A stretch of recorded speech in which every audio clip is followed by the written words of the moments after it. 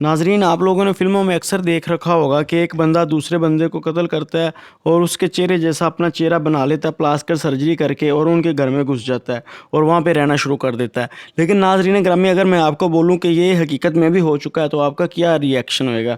चलें, ऐसी एक स्टोरी हकीकत में भी हुई है, वो स्टोरी मैं आप लोगों को सुनाता हूँ। नाजरीन ग्रामी, शहर होता है हैदराबाद, इंडिया। तारीख होती है 27 नवंबर 2017 की। एक लड़की होती है जिसका नाम होता है स्वीति रेड्डी। वो अपने शोहर को लेके, जिसका नाम होता है सुताकर रेड्डी, हॉस्पिटल में आती है। हॉस्पिटल में आने के बाद वो कहती है कि मेरे शोहर का किसी ने चेहरा जला दिया है, तो इसे हॉस्पिटल में एडमिट कर लो। नाजरीन, हॉस्पिटल में उसे दाखिल करवा दिया जाता है। उसका 35% चेहरा जल चुका होता है।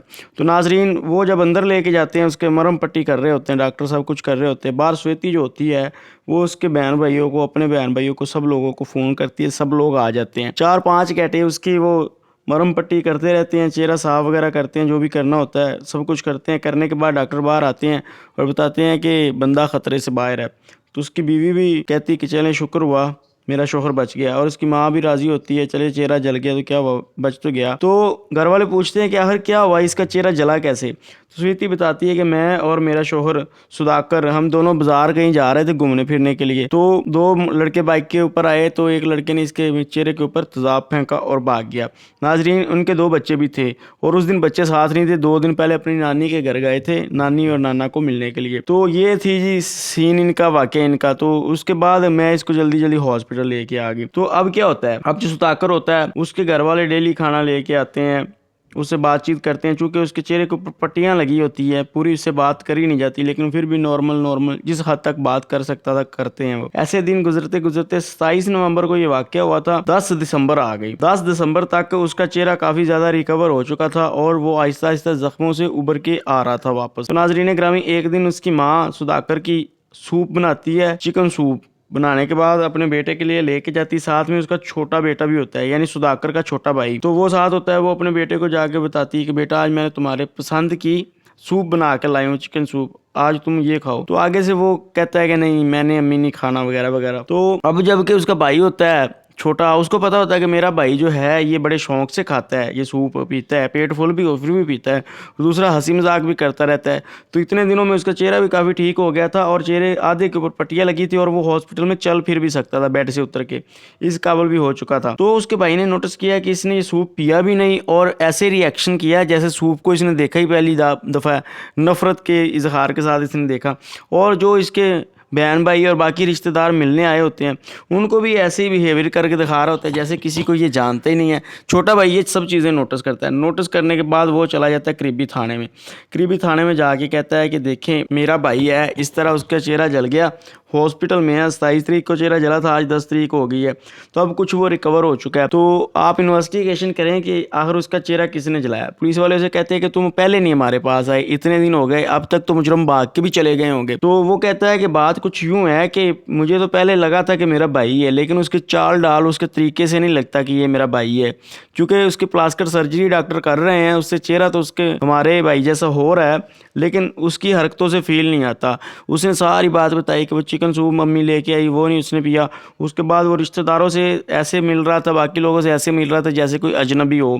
तो इस वजह से मुझे शक हुआ। पुलिस वाले भी कहते हैं ठीक है, पुलिस वाले FIR दर्ज कर लेते हैं, लेकिन ये बात खुफिया रखी जाती है कि कहीं उसकी बीवी स्वीति इसके साथ मिली हुई या वो ब्रूपिया, उन दोनों को पता चल गया तो वो कहीं पे भाग ना जाए। तो ये जो जितनी भी इन्वेस्टिगेशन थी सारी खुफिया थी। पुलिस वाले वैसे ही सरसरी तौर पे हॉस्पिटल जाते हैं और जाकर स्वीति से पूछ करते हैं। तो स्वीति को वो कहते हैं कि आप हमारे साथ थाने चलें, हमने आपसे कुछ बयान वगैरह लेने हैं। स्वीति भी कहती है कि चलें ठीक है जी, चलती हूँ, कोई बात नहीं कहती, साथ गाड़ी में बैठते थाने आ जाती। उसका भी ज़हन यही होता है कि ये मुझसे पूछेंगे कैसे इसके साथ ऊपर ये तेज़ाब गिरा, कैसे हुआ। तो होता भी कुछ यूँ है, पुलिस वाले पहले यही पूछते हैं कि कैसे इसके ऊपर तेज़ाब गिरा, तो कैसे, कौन थे वो लड़के, तुम उनको जानती थी, पहचानती थी, क्यों इसके ऊपर तेज़ाब फेंक के गए, इसकी किसी से दुश्मनी थी। इस तरह के वो सवाल के ऊपर सवाल, सवाल के ऊपर सवाल, सवाल के ऊपर सवाल करते रहते हैं कि ये जो स्वीति का दिमाग फटने वाला हो जाता है।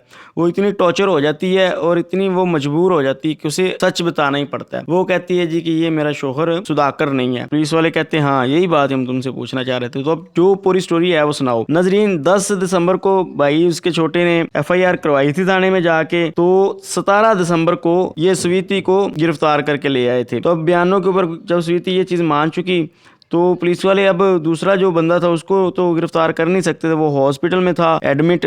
तो खैर उसके हथकड़ी वगैरह लगा दी जाती है ताकि हॉस्पिटल से कहीं भागे ना। स्वीति से पूछा जाता है बताओ कि तुमने क्या किया। वो बताती है जी कि जब हमारी शादी हुई, तो नाजरीन ग्रामी इसकी जो शोहर था सुधाकर, उसके साथ इसकी शादी हुई थी सन 2010 में। तो नाजरीन ग्रामी अब था सन 2017। इनके यहाँ 2 बच्चे भी थे, एक लड़की और लड़का।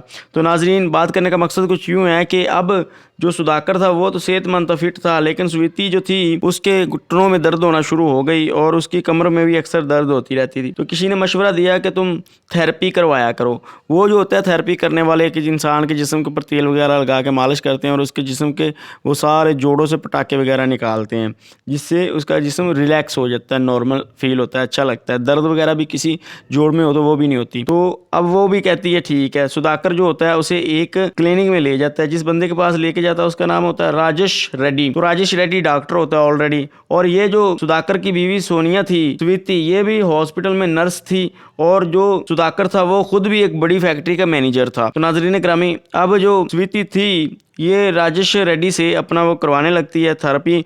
तो अक्सर उसके क्लिनिक भी आना जाना होता है। जब सुधाकर घर नहीं होता तो स्वीति जो होती है राजेश रेड्डी को अपने घर भी मंगवा लेती है। तो सुधाकर की नज़र में यही होता है कि ये जो है इसकी थेरेपी वगैरह कर रहा है, लेकिन उनकी आशिकी मशूकी के चक्कर चलता रहता है। तो अब उनकी आशिकी इस हद तक बढ़ती है कि अब हम शादी करें तो कैसे करें, क्योंकि शादी तो कर नहीं सकते, 2 बच्चे हैं ऑलरेडी और शोहर भी है। तो अगर इसको तलाक ली छोड़ा तो खानदान की बदनामी भी होगी कि कैसे छोड़ रही है, शरीफ लड़की नहीं है ये, ना बंदे का कोई कसूर है, ना कोई लड़ाई झगड़ा, क्यों छोड़ रही है। तो माँ बाप भी बदनाम हो जाएंगे, तो सब कुछ होएगा। तो एक दिन वो एक मूवी देख रही होती है। मूवी में ये सारा सीन नजर आता है कि जो हीरो होता है उसको मार के तो एक रुपया उसका चेहरा ले लेता है सर्जरी के जरिए, उसके घर में चला जाता है।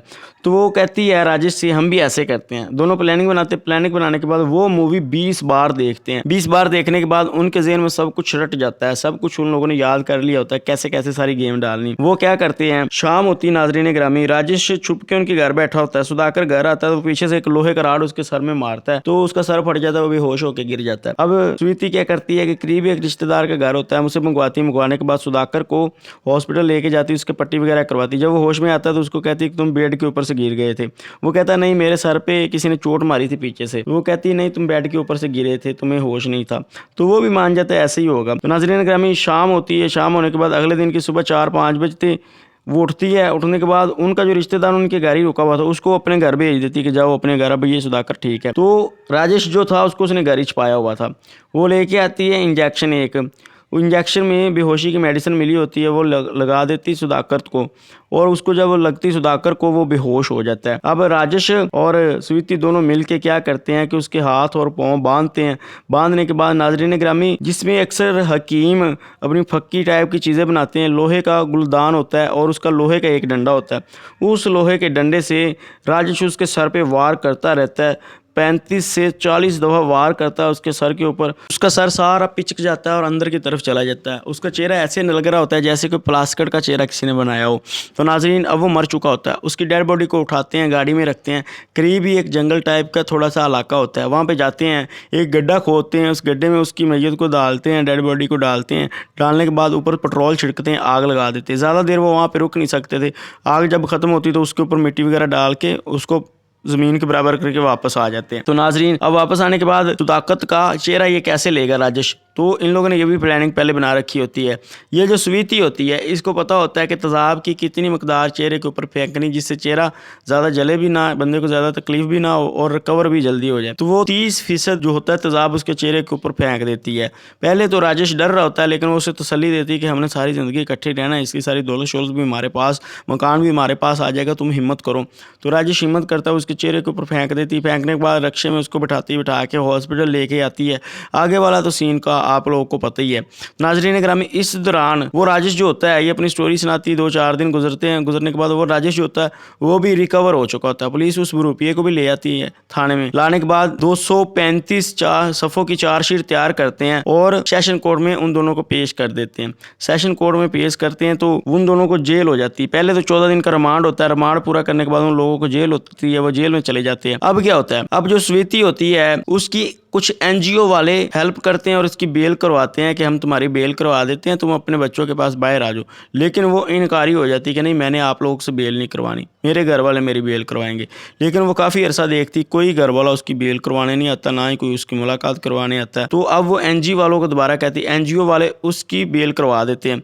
बेल होने के बाद नाज़रीन ग्रामी वो वापस आती है तो क्या देखती है कि जेल से बाहर निकला उसे कोई लेने ही नहीं आया, ना कोई ससुराल से लेने आया, ना कोई वालदैन से लेने आया। ससुराल से तो खैर किसी ने भी लेने नहीं आना था, वालदैन से भी कोई लेने नहीं आया। तो वो जाती है अपने वालदैन के घर। उसके घर वाले जो होते हैं, माँ और बाप और भाई वगैरह, वो कहते हैं तुम यहाँ से दफ़ा हो जाओ, तुम्हारा हमारे साथ कोई तल्लक नहीं, तुमने अपने शोहर के साथ इतना बड़ा जुल्म किया और तूने एक बंदे को मरवा ही दिया आशिकी के लिए, दूसरे का चेहरा जला दिया, तुम्हें कुछ खुदा का खौफ नहीं, दफ़ा हो जाओ, हम तुम्हें नहीं रख सकते, घर से निकाल देते हैं, घर में नहीं रखते। तो अब वो किसी अपने मकान में जाती है तो उसका जो मकान होता है वो भी सुधाकर के घर वालों के पास होता है, वो भी उसे कहते हैं कि दफ़ा हो जाओ यहाँ से। उसे मारते खैर नहीं है लेकिन भगा देते हैं। अब वो फिर एनजीओ वालों के पास आती है, एनजीओ वाले उसे एक जो होता है लावारिस लोगों का होम होता है वहां पे छोड़ देते हैं। तो अब ये क्या था, उसकी सेशन कोर्ट में तारीख डल रही थी लेकिन वो किसी तारीख के ऊपर भी जा नहीं रही थी। यूं सेशन कोर्ट ने उसकी तारीख को भी खारिज कर दिया और उसको फिर गिरफ्तार कर लिया गया। गिरफ्तार करने के बाद उससे पूछा गया कि तुम तारीखों के ऊपर क्यों नहीं आ रही थी, तो वो बताती है कि मुझे कोई एक्सेप्ट ही नहीं कर रहा था, वहाँ पे भी जेल ही थी जहाँ पे मैं रह रही थी, एनजीओ की दी हुई जगह पे, तो यहाँ पे भी जेल ही है, यहाँ पे मैंने काटनी है। तो खैर उसकी दरख्वास्त खारिज हो जाती है, उसकी जमानत खारिज हो जाती है, वो दोबारा फिर जेल के अंदर। अब नाजरीन ग्रामी, राजेश रेड्डी जो आरोपिया होता है, जो कि थेरेपी का डॉक्टर होता है, वो भी जेल के अंदर, स्वीति जो होती है वो भी जेल के अंदर। आगे इनका जो फैसला होएगा वो तो फिर आने वाले वक्त में पता चलेगा। लेकिन ऐसी जालिम तरीन औरत मैंने कभी नहीं देखी। शोहर को भी कत्ल करवा दिया और आशिक का भी चेहरा जला दिया, सिर्फ हवस की खातर। हवस पूरी करवानी थी उसकी खातर, सीधी सीधी उससे तलाक लेके दूसरे के साथ निकाह भी तो कर सकती थी। वो बदनामी इस कत्ल से कम थी। इसमें तो इसने अपना शोहर को कत्ल कर दिया, आशिक का चेहरा जला दिया। ये बदनामी भी तो फेस करी ना उसके माँ बाप ने, उसको भी करनी पड़ी, कोई लेने भी नहीं आया। अगर वो इनकारी हो जाती कि मैंने इसके साथ घर नहीं बसाना तो उसके साथ ज़्यादा जल्दी और अच्छा हाल निकल आना था।